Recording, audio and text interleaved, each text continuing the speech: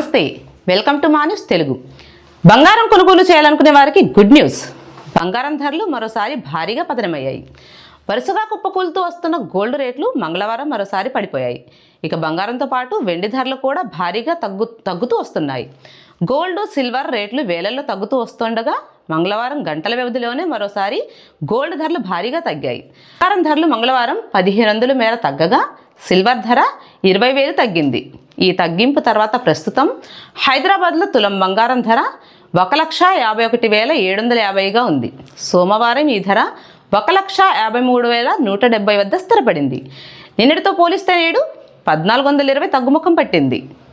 22 క్యారెట్ల గోల్డ్ ధర రేటు 1,39,100 వద్ద ఇప్పుడు కొనసాగుతోంది.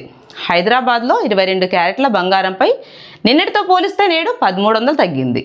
ఇక విజయవాడ, విశాఖపట్నంలో ఇవే ధరలు ఉన్నాయి.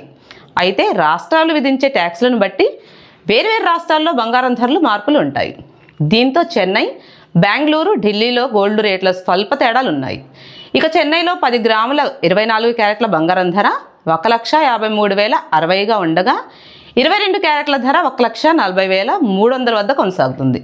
ఇక బెంగళూరులో 24 క్యారెట్ల స్వచ్ఛమైన గోల్డ్ 1,51,750 వద్ద ప్రస్తుతం కొనసాగుతుండగా 22 క్యారెట్ల రేటు 1,39,100గా ఉంది.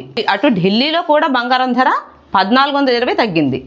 ఇక వెండి ధరల విషయానికి వస్తే ఢిల్లీలో కేజీ వెండి ధర 2.8 లక్షలుగా ఉంది.